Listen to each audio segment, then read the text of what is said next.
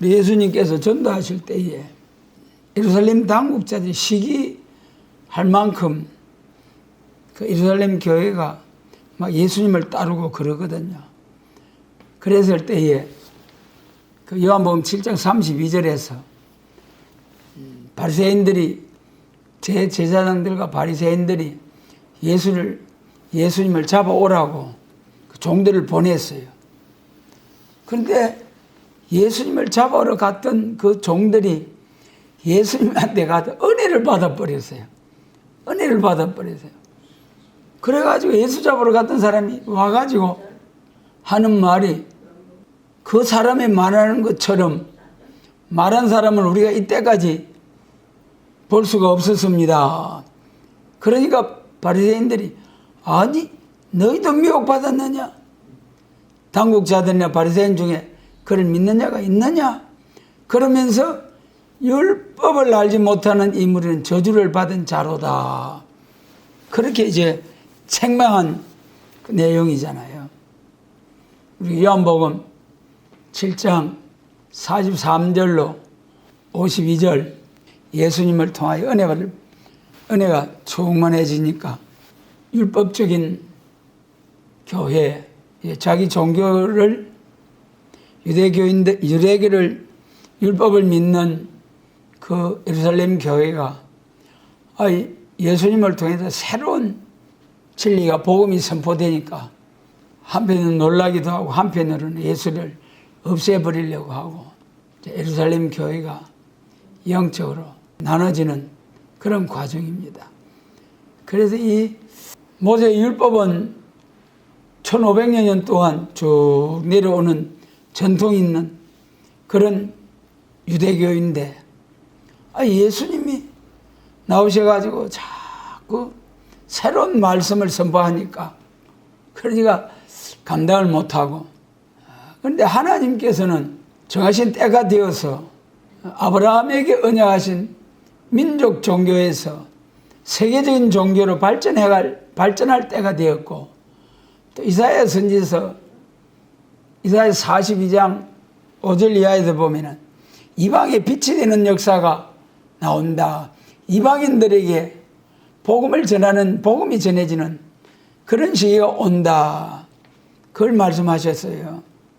그 예언대로 하나님이 일을 진행하시는데 그러므로 율법의 선지자들을 통해서 예언된 그 말씀대로 예수님이 오셔서 이제는 민족 종교, 율법적인 종교는 폐지가 되고 은혜의 종교, 은혜의 종교, 예수님의 십자가로 사랑과 용서와 화평의 복음을 전하는 은혜의 때가 오는데 예루살렘 교회가 그것을 받아들이지 못하고 발전하지 못하고 율법만 고집하다가 주 70년경 예루살렘 성전은 완전히 로마 군대에 의하여 파괴되고 유대인들은 세계로 흩어져 버리게 되었죠.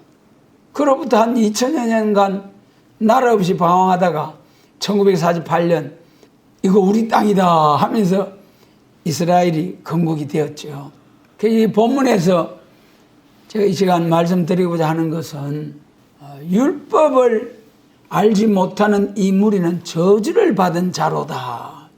그런데 우리가 이 율법을 꼭 지켜야 될 율법 시대가 있었는가 하면은 이제는 참 때를 따라 양식을 나누라 하신 예수님의 말씀처럼 범사에 기한이 있고 모든 목적이 이룰 때가 있다고 하신 말씀과 같이 이제 민족 종교에서 세계적인 종교로 발전하게 되는 그 과정에서 예수님이 오셔서 새롭게 십자가의 도를 십자가의 법으로 세계적인 참 은혜의 때, 은혜의 복음을 전하고자 하는데 예루살렘 교회가 그것이 용납 안 돼가지고 예수님을 십자가에 못 박게 내어주는 예루살렘 교회의 제사장들과 예루살렘 교회, 물론 하나님께서 그들에게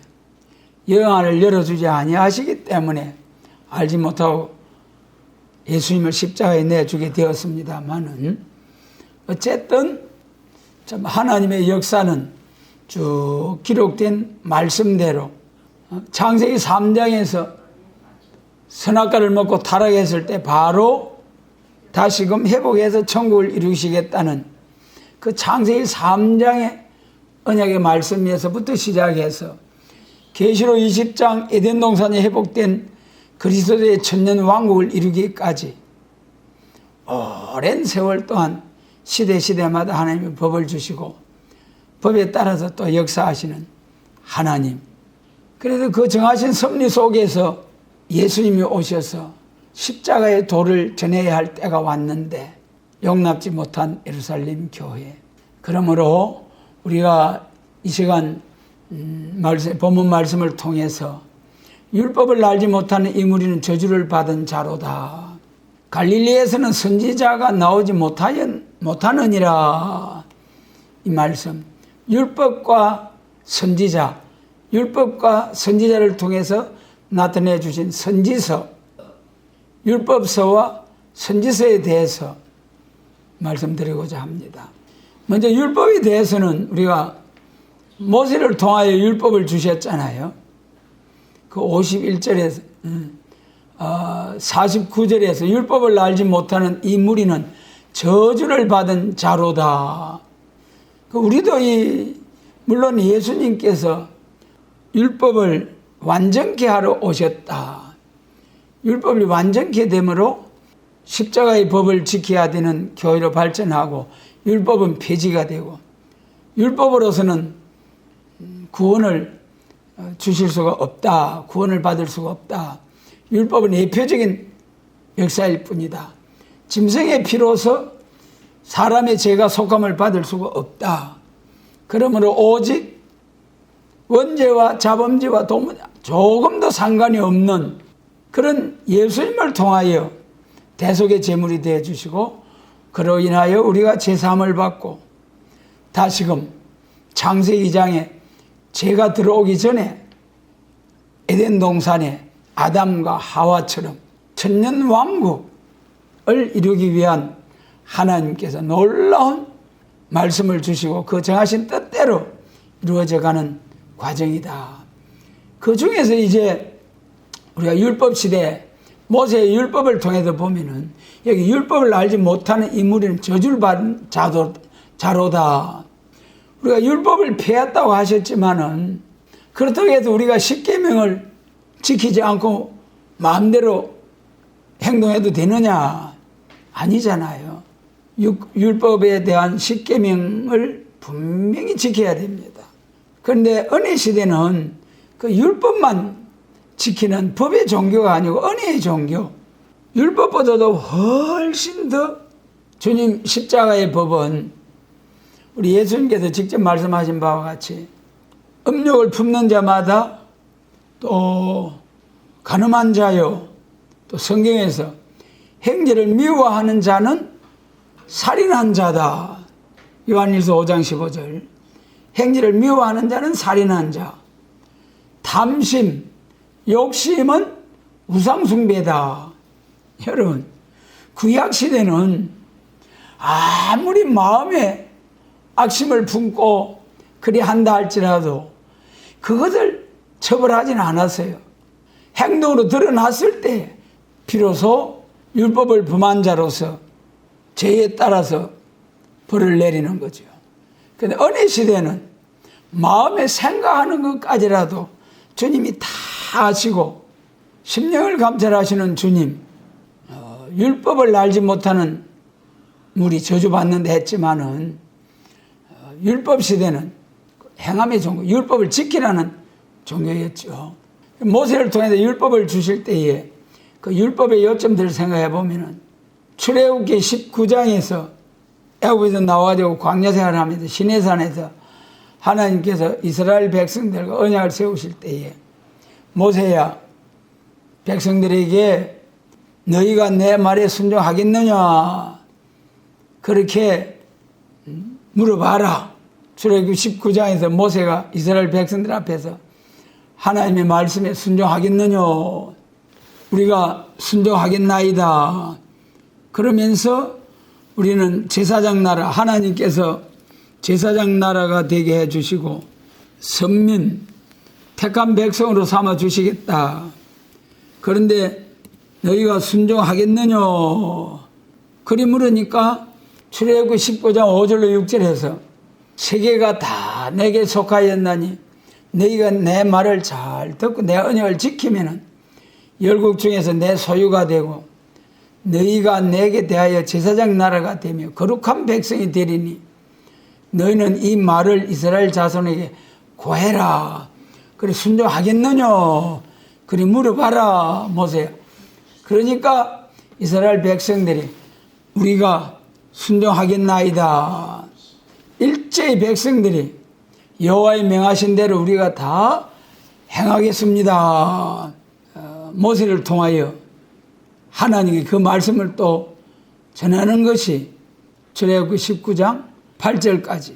그렇게 하나님께서 이스라엘로부터 이제 입법에 대해서 약속이 결정이 되고 난 후에 20장부터 10계명을 주시고 또 율례와 법도를 주시고 그래가지고 이스라엘 백성들이 지켜야 할 율법이 다 모세를 통하여 나타나지 않습니까? 그런데 그 율법이 뭐 600수십여 가지 된다고 그래요. 그런데 그것을 간단하게 이제 정리하실 때에 선택받은 이스라엘 백성이 지켜야 할 선민행정법, 두 번째로는 성전을 어떻게 지어라. 하나님을 섬기는데 성전이 필요하잖아요. 광야 생활할 때는 이제 성막성전, 성전 안에 성전 기구들은 또 어떻게 지어라. 전부 다 그렇게 이제 하나님 명령하신 대로 성전을 짓게 되었죠. 그 성전 안에 성전 기구들도 전부 다 하나님이 가르쳐 주신 대로 그대로 성전 기구들을 다 만들었다. 그 다음에 세 번째로는 제사, 속죄법. 제사는 어떻게 드리고 속죄제, 감사제제 또 뭐 여러 제사를 쭉 말씀하실 때 그 제사법을 말씀하셨다. 그래 모세가 받은 율법을 압축해서 요약해서 정리하면은 온 이스라엘이 지켜야 할 선민행정법, 하나님 앞에 제사 드리고 하는 성전을 지으라고 하신 성전도행법, 뭐 제사장의 복장은 어떻게 하고 대제사장의 복장은 어떻게 하고 또 일반 제사장의 복장은 어떻게 하고 전부 다 하나님께서 하나하나 말씀해 주시잖아요. 레위기에 가면은 제사법에 대해서 쭉 자세히 말씀을 잘 하셨죠. 그 이스라엘 민족에 국한된 법이에요. 그 율법은. 그 다음에 그것을 쭉 지켜오면서 신앙생활 해온 것이 민족 종교. 그런데 그 율법 시대에 이제 하나님께서 또 선지자들을 통해서 말씀을 나타내 주셨다. 선지자들을 통해서 말씀내 주셨다. 그리고 우리 율법 시대 하면은 모세의 율법부터 예수님 오시기까지가 율법 시대.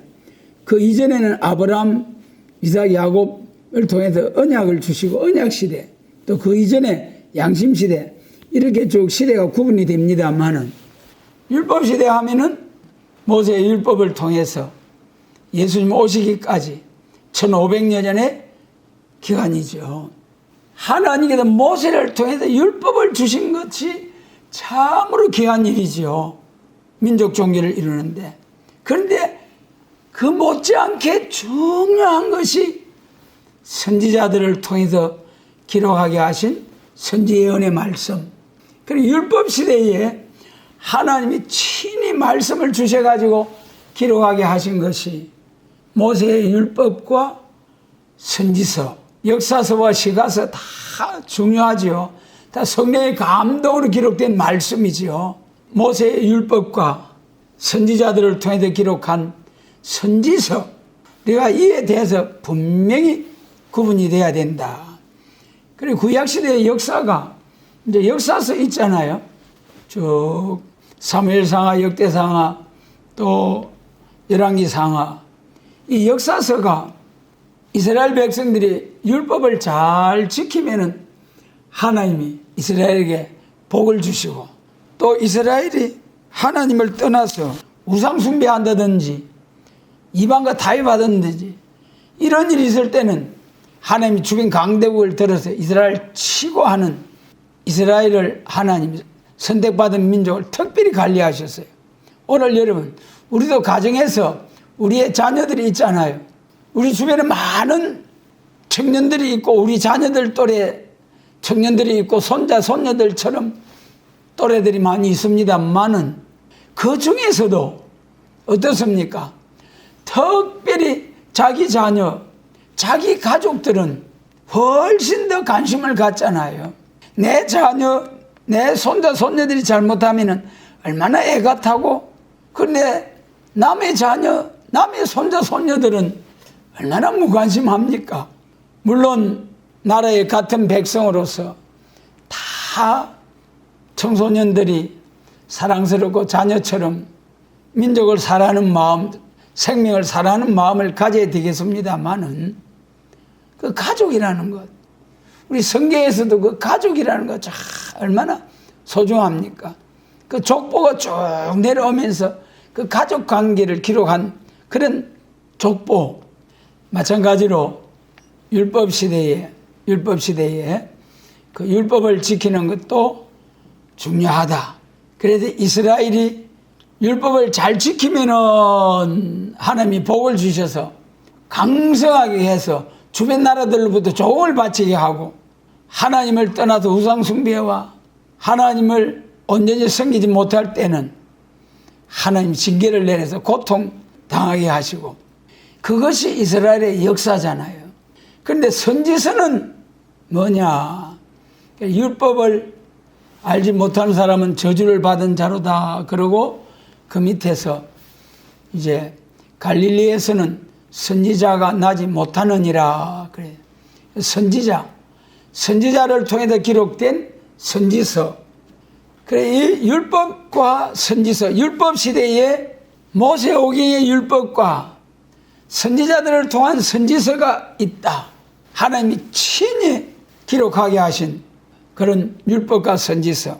그 중에서 이제 선지서에 대해서 말씀을 드리면은, 선지서가 기록된 과정은 육적 이스라엘 종말에 남북 이스라엘이 부패할 때에 선지자들을 통해서 회개하라고 경고를 하시고, 그래도 오히려 선지자들을 죽이고 선지자들을 책망하고, 그런 이스라엘 종말에 그래도 선지자들은 핍박을 받으면서도 하나님이 주신 말씀을 선포하지 아니할 수가 없어서 선포하다 보니까 에레미야 선지자와 같이, 에스겔 선지자와 같이 핍박을 많이 받기도 하고, 그런 과정을 통해서 나타난 선지서가 그 시대의 이스라엘 종말의 상황을 들어 책망을 하면서 인류 종말에 될 일을 말씀을 하신 것이 선지서다. 그러니까 선지서가 구약 종말에 나타나서 책망하고 이스라엘에 경고하고 했지만은 그건 예언적인 예표적인 역사고, 하나님께서 선지자들을 통해서 나타내 주신 말씀이 문자적으로 실천적으로 이루어지는 것은 예수님 초림으로 오실 때부터다. 선지서가 최초로 우리 신약에 나타난 과정이 누가복음 1장이지요. 누가복음 1장에 세례 요한의 탄생을 말씀하시잖아요. 이사야서 40장 3절에 보면은 광야에서 외치는 자의 소리로다. 높은 데는 낮아지고 낮은 데는 높아지는 팽창케 하는 역사가 있다. 그걸 말씀하실 때에 광야에서 외치는 소리가 있다. 세례 요한을 통해서 유대의 광야에서 회개하라 외치는 과정에 예수님에게 세례를 주시는 세례 요한의 그 과정, 그것이 누가복음 1장에서 말씀이 되어지고, 그 다음에 이제 6개월 후에 예수님이 마리아를 통해서 잉태하잖아요. 마리아에게 천사가 나타나가지고 마리아야 네가 낳을 아들이 큰 자가 되고 야곱집에서 다윗의 위를 가지고 영원히 왕노릇할 큰 자가 된다. 그러니까 마리아가 아니 나는 아직 사내를 알지 못하는데 무슨 그런 일이 있을 수 있습니까? 그러니까 천사가 차근차근히 가르쳐서 성령의 권능이 내게 임하고 그래가지고 내가 아들을 낳게 될 것이다. 그러니까 마리아가 뭐라 했습니까? 아멘 할렐루야. 하나님의 말씀이 너를 통해서 너희 가정을 통해서 이루어지는 것이다. 그러니까 아멘 할렐루야. 주의 계집 종이오니 말씀대로 내게 이루어지이다. 이제 마리아를 통해서 잉태하게 되었지요. 예수님이. 그런데 그때 마리아와 요셉이 정혼하고 이제 예수님이 나실 때 정혼한 후에 마태복음 1장에서 요셉이 놀래가지고 마태복음 1장 18절로 마지막 절까지 그 요셉의 모습이 나타나잖아요. 그러게 그 누가복음 1장과 마태복음 1장의 말씀을 통해서 보면은 마리아와 요셉도 참 되게 무뚝뚝했는가 봐요. 세상에 마리아가 하나님으로부터 직접 그런 은혜를 입었더라면은 그 정혼한 그 요셉에게 대화를 통해서 소통을 하고 그래가지고 그런 게 있어야 될 낀데 마태복음 1장 보면 요셉이 깜짝 놀래가지고 깊이 고민한 걸 보면은 그런 게 없다는 거잖아요. 그래 참 두 사람도 그 하나님께서 그 하나님 되시는 예수님을 그 가정에 보내가지고 그렇게 참 귀하게 쓰시려고 하와를 통해서 무너진 에덴 동산을 그 마리아를 통해서 회복하게 되는 그 출발, 그 과정에 있어서 마리아와 요셉의 관계도 소통이 되지 않았던 것 같은 모습이다. 그러므로서 이제 선지자들을 통해서 나타난 말씀대로 세례 요한은 이사야 4장 3절, 이사야 7장 14절에서 보라 처녀가 잉태하여 아들을 낳을 것이요 그 이름을 임마누엘이라 하리라. 처녀가 잉태하여 아들을 낳을 것. 그러므로 이 예수님을 통해서 예수님의 십자가를 통해서 은혜의 종교, 사죄의 소식 온 세상에 전파되는 말씀이 이루어진다는 것이 이사야 7장을 통해서 예언이 되었고 누가복음 1장과 마태복음 1장을 통해서 성취가 되었습니다.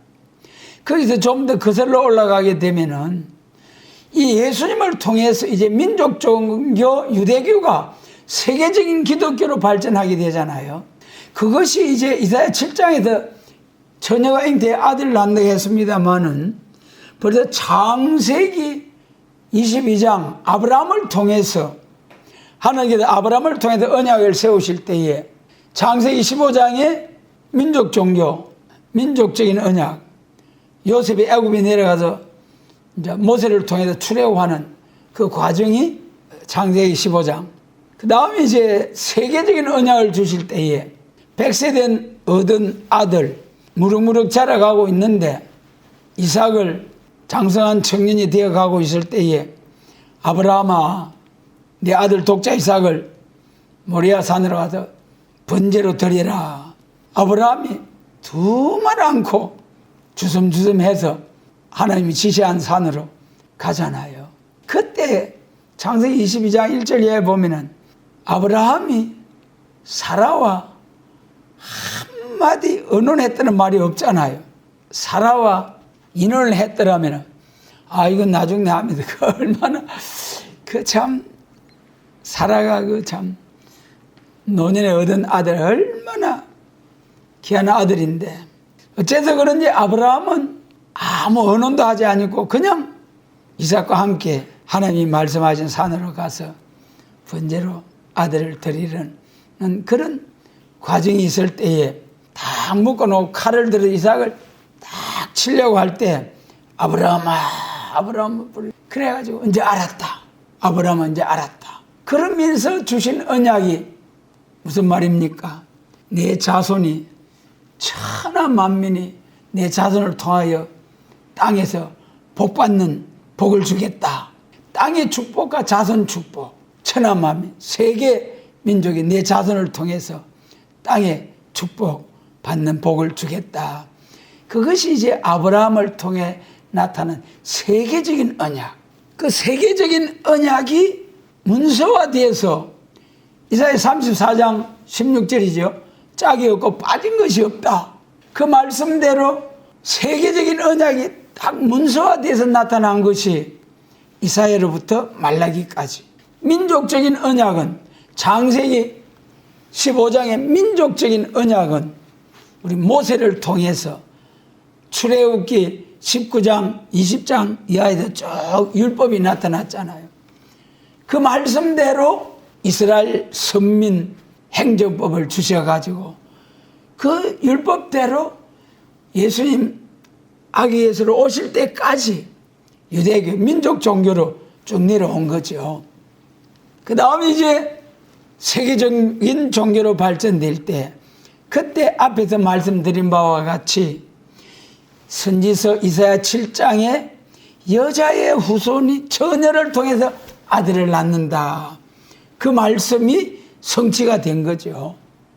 그러니까 아브라함의 그 언약을 또 거슬러 올라가면은 결국 창세기 3장에서 아담과 하와가 딱 선악과를 통해서 범죄했을 때에 전부 다 마귀 죄와 사망의 권세 아래로 들어가 버렸잖아요. 그러므로 하나님께서 거기서 다시 회복하게 될 역사를 말씀하실 때에 창세기 3장 15절에서 이제 여자의 후손이 뱀의 후손의 머리를 상하게 할 것이고 뱀의 후손은 여자 후손의 발꿈치를 상하게 한다. 그 십자가 양손과 양발의 못을 받게 되는 그 말씀이죠. 그러면서 가죽옷을 지어서 아담과 하와에게 덧입혀서 수치를 가리워 주셨다. 사람은 아담과 하와는 무화과 잎으로 그 허물을 가리우려고 그랬잖아요. 그런데 하나님이 짐승을 잡아서 가죽옷으로 덧입혀서 허물을 가리워 주셨다. 여러분 무화과 잎을 가지고 수치를 가른데 그 치마를 두른다고 해서 그게 무슨 가리워지겠습니까? 그러니까 거기 무화과 잎과 가죽옷 차이. 무화과 잎은 누가 만들었습니까? 아담과 하와가 우리 인간의 의지, 인간의 의. 그 다음에 가죽옷은 누가 만들어 입히셨습니까? 하나님께서. 가죽이 나오기 위해서는 어떤 가죽이 필요합니까? 짐승이 죽어야죠. 짐승이. 피 흘림이 없은즉 사함이 없느니라. 히브리서 9장 22절. 그리고 히브리서 10장 4절에서 짐승의 피가 사람의 죄를 속하지 못하느니라. 창세기 4장에 아벨의 그 제사, 짐승의 피의 제사로부터 쭉 예루살렘 교회의 그 엄청난 피의 제사, 솔로몬 왕의 1000번째의 피의 제사, 그 엄청난 피의 제사가 있었지만은 그 모든 피의 제사가 예수님의 십자가에서 다 이루었다 하실 때에 딱 살아나는 역사. 창세기 3장에서 가죽을 덧입혀 주실 때 짐승이 죽임을 당했다. 피 흘림을 당했다. 그것이 출애굽기에서 문 임방 설주에다가 짐승을 잡아서 피를 바른 그 가정에는 재앙이 넘어가는 조금도 피해를 당치 않냐는 보하는 역사가 있다. 그 양의 피, 유월절 양의 피, 그것이 우리 예수님의 십자가가 성경에서는 유월절 양 되신 우리 예수님, 세례요한이 세상 죄를 지고 가는 하나님의 어린 양이로다. 그것이 쭉 양의 피, 짐승의 피, 그래가지고 예수님의 십자가의 보혈까지 와서 예수님의 십자가로 대속의 제물이 되기 위해서는 원죄와 자본죄 아래 태어나면 전부 다 죄 아래에서 태어나기 때문에 죽어도 자기 죄로 인하여 죽는 것이지 다른 사람의 죄를 사람이 다른 사람의 죄를 대속할 수 있는 제물이 될 수는 없다. 그러므로 하나님 되시는 예수님이 남편과 상관없이 여자의 후손으로 처녀가 잉태하여 아들을 낳으리는 말씀대로, 그 말씀대로 우리 예수님이 마리아를 통해서 나셨다. 선지서를 통해서 나타내 주신 세계적인 언약이 이루어지는 최초의 출발이 처녀가 잉태하여 아들을 낳는 것이다. 그 이사야 선지서까지는 전부 예언이고 예언대로 실천적으로 이루어지는 것이 누가복음 1장, 마태복음 1장부터 쫙 문자적으로 선지서가 이루어지는 과정이다. 그러면 이제 우리가 이 선지서에 대해서 구체적으로 좀 알아봐야 하지 않겠습니까? 그러면 이제 율법에 대해서 이제 한 두 가지 더 말씀을 드리자면은, 율법은 장래 좋은 일의 그림자라고 거기 히브리서 10장 1절에서 말씀하셨잖아요. 율법은 장차 오는 좋은 일의 그림자요 참 행상이 아니다. 그 다음에 율법과 선지서는 세례 요한의 때까지다. 분명히 예수님께서 누가복음에서 직접 말씀하셨어요. 율법과 선지서는 세례 요한의 때까지. 그 다음부터는 이제 은혜 시대가 쫙 열리는 거죠. 처녀를 통해 나신 예수 그리스도를 통하여. 율법 시대는 이 5가지 입법에 대한 결정을 짓고 십계명을 명하시고 율례와 법도를 말씀하시고, 율법은 장차 오는 좋은 일의 그림자하고 참 행상이 아니다. 율법 시대에 그 엄청난 피해 제사와 그 율법을 지키는 일들이 일어섰지만은 장차 올 좋은 일의 그림자, 예수님을 통해서 나타날 일의 그림자, 예표적인 역사다. 그 다음에 율법과 선지서는, 선지자는 세례 요한의 때까지다. 그 다음에 이제 사도들을 통해서 쭉 은혜 시대가 시작되는 과정이 나오잖아요. 그 다음에 이제 앞서 좀 말씀드렸습니다만은 선지서에 대해서 구체적으로 알아야 되죠. 정말 참 오늘날 우리 한국 교회와 세계 교회가 이 선지서에 대해서 좀 무관심하는 것은 엄청난 손해예요. 엄청난 때를 따른 양식을 나누러 하신 그 말씀을 가지고 딱 비춰볼 때에 율법 시대의 선지자들을 통해서 나타내 주신 선지서, 우리가 요약해서 3가지로 말씀하실 수가 있다. 이 말씀이 참 중요하더라고요. 첫 번째는 메시아가 와서 뭐라고 했습니까? 세계가 다 하나님을 공경하게 되는 복음 확장, 세계적인 복음 확장이 있을 것을 말씀하셨죠. 이방의 빛이 되는 역사, 갈릴리에서부터 시작되는 빛의 역사. 우리 예수님이 나시기는 베들레헴에서 나시고 복음을 전하기 시작하시기는 갈릴리에서부터 시작한다. 그리고 그것 때문에 갈릴리에서 나왔기 때문에 아니다. 베들레헴에서 나와야 되는데 왜 갈릴리에서 나왔느냐. 그러면서 이제 변론이 있었죠. 분쟁이.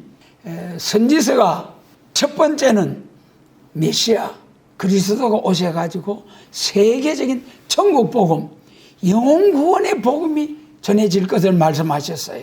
그것이 이제 사도행전 1장에서 성천하시는 예수님께서 무슨 부탁을 하셨습니까? 그때 제자들이 마지막 순간까지라도 이스라엘 회복이 자기 때에 이루어질 줄 믿고 기다리면서 예수님께서 묻고 또 묻고 하셨잖아요. 선생님, 이스라엘 회복이 이때입니까? 이때입니까? 그러니까 예수님이 너희 알 바 아니고 기도해서 아버지의 약속하신 것을 기다리라. 성령의 권능을 받고 땅끝까지 예루살렘과 유대와 사마리아와 땅끝까지 이르러 내 증인이 되어야 하리라. 그 다음에 이거 쭉 11절까지 가보면은 예수님이 쫙 성전하시는 걸 보고 쳐다보고 참 놀라고 있을 때 천사가 나타나서 갈릴리 사람들아 무엇을 보느냐? 너희 보는 가운데서 올려오신 예수는 올라가심을 본 그대로 오시리라. 예루살렘과 유대와 사마리아와 땅끝까지 이르러 복음이 전파되면은 재림하신다는 거예요. 마태복음 24장 14절에서도 천국 복음이 온 세상에 전파되면 세상 끝날이 온다. 그때는 뭐라고 했습니까? 선지서 다니엘서를 읽을진저. 그래 이 천국 복음 영혼 구원이 온 세상에 전파되면은 그때 선지서를 보라는 거예요. 그리고 올라가심을 본 그대로 예수님 재림하신다는 거예요. 그것을 확실하게 증거한 것이 요한계시록. 여러분, 요한계시록은 예수님 재림 때에 확실한 예언의 말씀이죠. 그 중에 계시록 10장 7절에서 일곱째 천사가 소리내는 날 나팔을 불게 될 때에 하나님의 비밀이 그 종 선지자들에게 전하신 복음과 같이 이루리라. 그러므로 지금이야말로 이제는 참 예루살렘에서 시작된 복음이 바울 사도를 통해서 유럽의 1차, 2차, 3차 전도 여행이 통해서 복음이 전해지고 마지막에 로마로 가서 복음을 전하다가 순교하시고 그 복음이 쭉 내려와서 저 유럽으로 거쳐서 저 미국으로 건너가서 세계적으로 복음이 전해지고 우리나라에도 한 140년 전에 우리나라에도 선교사들 통해서 정식 복음이 들어오게 되었죠. 그러므로 이제는 세계 모든 크고 작은 230여 나라가 2026년을 안 쓰는 나라가 없잖아요. 그것이 뭘 말씀하는 겁니까? 예수님이 오신 그 해를 기준해서 기원 전, 기원 후 그래가지고 세계가 다 2025년을 쓰잖아요. 크고 작은 나라들 세계적인 교류를 위해서는 세계적인 활동을 위해서는 기원 이 2026년 이 연도를 쓰지 않으면은 안 되잖아요.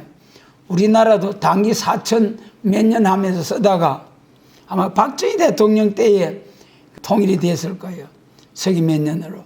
그러므로 우리가 이제 지금 천국 복음이 온 세상에 전파되었으므로 이제는 여러 가지 징조를 보거나 또 말씀을 통해서 볼 때에 예수님의 재림을 기다려야 할 때가 왔다. 그래서 선지서 중에 첫 번째는 천국 복음이 온 세상에 전파된다. 그 다음에 교회가 또 성장하고 쭉 부흥 발전하면은 교회가 또 부패하잖아요. 기독교 2000년 역사 쭉 내려오면서 교파가 얼마나 많이 갈라졌습니까? 그래가 또 뭐 합하려고 애를 쓰고 우리나라도 보면은요. 우리나라 교파가 지금 한 300여 교파가 넘는다는 소리가 오래전에부터 나왔어요. 그 우리나라 교회가 이 분열되는 과정도 보면은 평양신학 쭉 내려오다가 그 위에 김재준 목사에 의해서 기장과 예장이 갈라지고 그 다음에 해방 후에 신사 참배하는 교회와 반대하는 교회 해방 후에 또 딱 나눠지고 그 다음에 WCC 용공과 반공 그걸로서 통합과 합동으로 또 갈라지고 그래 참 분열이 돼가지고 그래 여러분 우리가 이 주님의 몸된 교회가 나눠진다는 게 참 슬픈 일이지요. 그래서 이 교단 이름까지라도 통합으로 하자 합동으로 하자 참 교회가 연합하려고 애를 많이 쓰는데 은혜의 때는 우리가 농사 지으면 어떻습니까? 봄에 모짜리를 해가지고 그 모내기를 하잖아요. 모짜리에서 소복하게 길러가지고 논에 막 흩어서 쫙 심어가지고 논대기 이렇게 갈라놓고 김매 주고 비료 주고 물 대주고 물 빼주고 이렇게 관리를 하잖아요. 그래야 다 크고 나면 추수할 때는 또 어떻습니까? 추수할 때는 딱 알곡과 쭉정이만 딱 갈라놓는 거예요. 알곡은 모아서 곳간에 쭉정이는 꺼지지 않는 불에 마태복음 3장 12절. 거기서 알곡이 무슨 알곡입니까? 은혜의 시대는 영혼구원이 알곡이죠.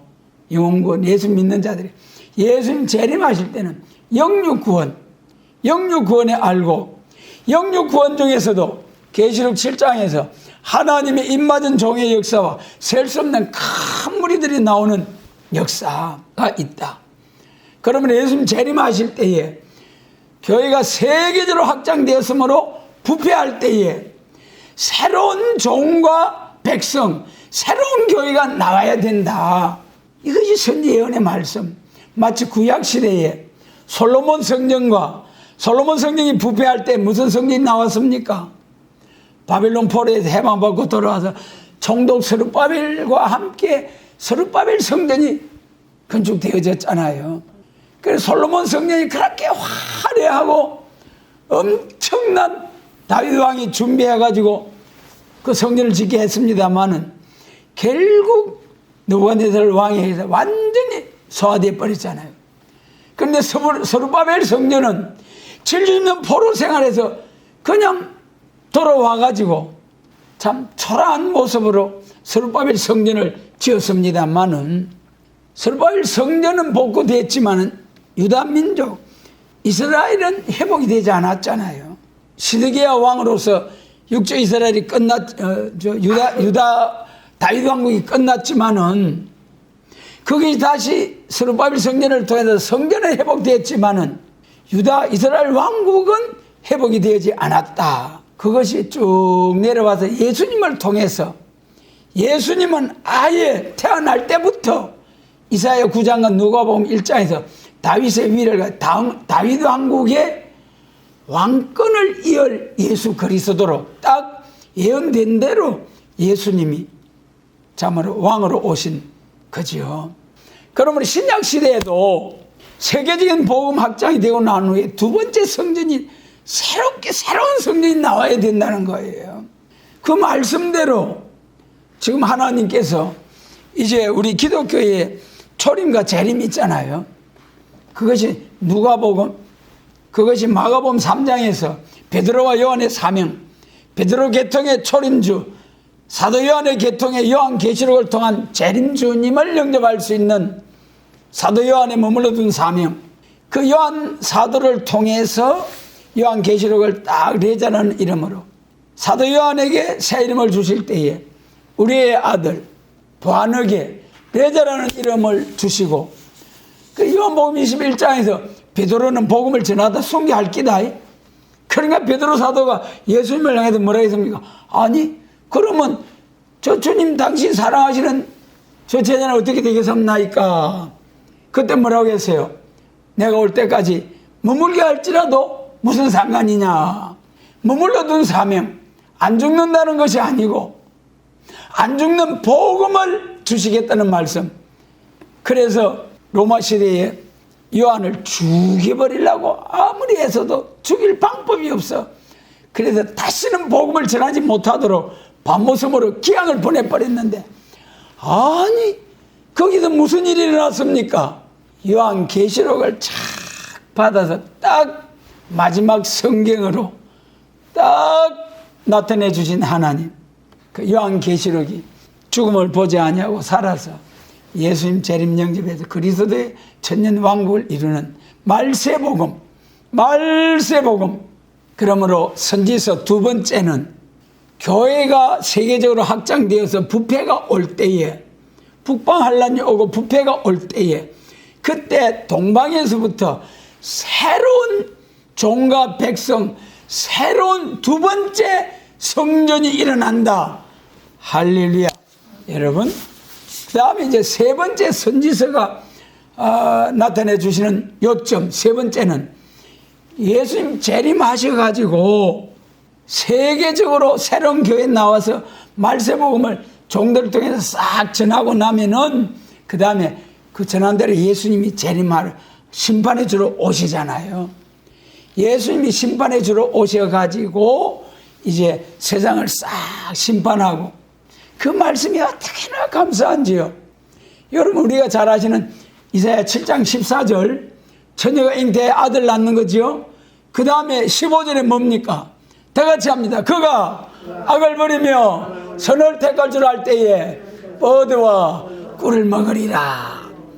이사야 7장 14절에 아기 예수로 나신 그 예수님이, 초림 주 예수님이, 그가 악을 버리고, 이는 재림이지요. 예수님 재림하실 때는 악의 죄를 심판하러 오시는 예수님. 여러분, 할렐루야 할렐루야 하면서 예수님의 재림을 기다리지만은 그때 죄 문제를 완전히 해결하지 못하면은 죽어야 돼. 여러분, 오늘 사도행전 2장 때로부터 지금까지 할렐루야 할렐루야 최고 잘 믿는 순교자들도 전부 다 흙으로 돌아갔잖아요. 전부 다 죽었잖아요. 죗값이죠. 물론 부활할 때에 생명의 부활로 영체로서 부활하게 됩니다만은, 그런데 예수님 재림하실 때는 호련이 다 변해봤잖아요. 고린도전서 15장 살전 4장에서 천사장의 호련이가 나팔로 치니 강림하실 때에 죽은 자들이 먼저 일어나 우리 살아남은 자도 호련이 다 변화하리라. 여러분, 예수님 재림할 때는 분명히 들림받았다가 다시 지상 강림해서 아마겟돈 전쟁으로서 악을 완전히 심판해버리고 멸망의 비로 소재해버리고 악을 버리고 선을 택하여 다시는 전쟁을 연습하지 아니하는 이사야 2장 미가서 4장 강한 이방을 판결하고 칼을 쳐서 보석을 만들고 다시는 전쟁을 연습하지 아니하고 각각 자기 포도나무 무화과 나무 아래에서 편안하게 종족들이 농사하고 뭐 빼앗길 염려도 없고 그때 농사하는 거는 에덴 농사는 그 창세기 3장에서 땅이 저주받았는데 그 회복이 되어가지고 농사하지 않아도 얼마든지 주름주름 얼마든지 복을 주신 좋으신 하나님. 그래서 선지서 3대 요점 첫 번째 뭘 했습니까? 메시아 그리스도가 와서 오셔서 세계적인 복음 확장, 천국 복음, 영혼 구원. 두 번째는 세계적인 교회가 확장되니까 또 부패가 오는 거예요. 부패가 오고 북방한란이 오고 막. 부패 중에 제일 큰 부패가 뭡니까? 때를 따라 양식을 나누려고 했는데 계속 예루살렘 교회가 율법만 가지고 이제는 세계적인 복음 확장이 와야 할 때가 되어서 하나님께서 기록된 율법과 시편과 선지서에 기록된 말씀대로 메시아 그리스도를 보내주셨는데 영접지 아니고 십자가에 내주신 예루살렘 교회에 그 구약 종말의 역사가 신약 종말의 역사를 했잖아요. 오늘날 우리 교회들이 은혜 시대 천국 복음을 가지고 예수님 재림할 때 영육구원 영원한 복음을 받고 나오는 이런 새로운 교회가 나왔는데도 이것을 부정하고 정죄하고 대적하고 반대하는 자는 하나님을 대적하는 일입니다. 분명히 때를 따라 양식을 나누라 하시고 하나님이 정하신 때가 되어서 이 귀하고 복음 세상 나라가 우리 주와 그 그리스도의 나라가 되는 에덴 동산이 회복된 지상 낙원 그리스도의 천년 왕국을 주시려고 하나님께서 역사하고 계시는데 레자는 이름으로 심판의 복음을 주시고 레자는 이름으로 해석을 주시고 계시록 해석을 주시고 레자는 이름으로 1260일 정인 건세로 세계적으로 백성과 나라와 방과 임금에게 다 시연하는 이런 종들이 자기가 전한 말씀대로 딱 아마겟돈 전쟁 때에 세상을 심판한 심판자로서 세상을 심판하고 남은 자들에게 계시록 20장 마귀도 사람을 악하게 하는 마귀도 잡아 가둬버리고 악한 사람들은 멸망의 비로 소재해버리고 다시는 악인도 없고 사람을 악하게 하는 마귀도 없고 사람이 기독교 2차 백마 용사들이 성례함으로 에덴 동산에서 사람이 범죄함으로 저주받았던 땅이 기독교 2차 백마 용사들이 성례함으로 저주받았던 땅은 회복이 되고 에덴 동산은 회복이 되고 에덴 동산엔 죽음과 저주가 들어왔지만은 이 에덴 동산이 회복된 그리스도의 천년 왕국에는 예수님께서 만왕의 왕 만주의 주로서 딱 통치를 하시고 예수님과 같이 충성된 정인으로 순교자와 순교자 동무들이 분봉왕으로서 어려운 통치를 하는 그리스도의 천년 왕국 지상낙원 에덴 동산 회복 성도의 나라 이것이 선지서의 세 번째. 그래서 지금은 교회가 부패해가지고 때를 따라 양식을 나누려고 했는데 그 외에 뭐 도덕적으로 사회적으로 여러 가지 교회 부패가 많이 있을 수 있습니다만은 가장 큰 부패가 때를 따라 양식을 나누려고 했는데 그걸 알지 못하고 대적하고 반대하고 문제죠.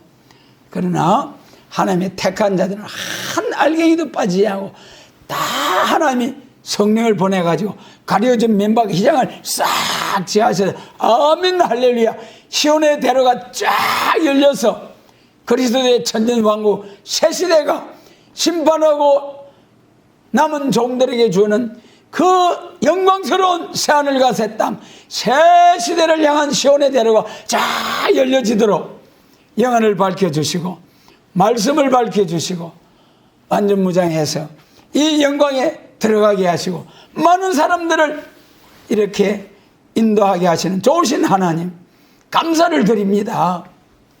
그래도 본문에서 이 예수님이 오셨는데 영접하지 못하고 잡아오라 하고 율법을 알지 못하는 자는 저주를 받은 자, 오늘 십자가의 법을 증거하면서 재림해가는 예언의 말씀, 예언의 법을 증거하는 교회를 향하여 십자가의 도를 모르는 저들은 저주를 받은 자도 하는 그런 오늘의 교회들의 모습, 마치 예루살렘 교회가 율법을 알지 못하는 예수님을 따르는 자들은 저주받은 자들.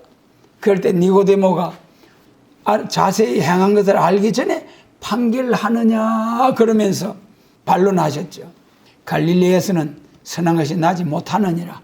오늘도 그래요. 계시록 7장 4절 이스라엘의 12지파 어디서 나온 데 있습니까? 전부 다 중동 육적 이스라엘을 바라보고 있잖아요. 그 계시록 7장 2절에서 어디에서부터 나온 데 있습니까? 해도 없는 곳에서부터 하나님의 인의 역사가, 인치는 역사가 나온다. 여러분, 오늘날 선지자를 통해 나타난 말씀, 동방 땅끝, 동북, 동방에서부터, 산에서부터 사망을 영원히 멸하는, 가려진 맨밖에 휘장을 싹 지어서 사망을 영원히 멸하는 이 아름다운 소식을 나타내 주실 것이 선지서 이사야서 예언된 대로 이 복음이 나타났지만은 영접하지도 않고 오히려 대적하는 오늘의 모습들을 보면서 요한복음 7장에 예루살렘 교회가 행한 것처럼 오늘날 세계 교회가 마지막 때를 만나서 똑같은 것이 반복되고 있다. 이러한 때에 우리에게 먼저 참 저 갈릴리 바닷가 무지랭이 같은 어부들에게 예수님이 쫙 나타나서 나를 따라오너라 할 때 딱 준비됐던, 기다리고 사모하던 그 어부들이 예수님을 따라 나선 것처럼 예루살렘 당국자들은 전부 다 반대한 것처럼 오늘의 2000년 역사와 전통을 잘 아는 교회들은 다 반대하지만 오늘 참으로 부족한 것밖에 없는 우리들에게 이 비밀한 말씀을 나타내 주시고 아멘 할렐루야로 이 복음을 붙들고 나가게 하신 좋으신 하나님께 감사를 드립니다. 아무쪼록 끝까지 남은 자 되어서 정말 무시와 멸시를 당한다 할지라도 지렁이 같은 야곱이 순식간에 타작기가 되게 해주신다는 약속의 말로 꼭 붙잡고 끝까지 남은 자, 남은 종, 남은 교회로서 하나님께 영광을 돌릴 수 있게 되기를 원합니다.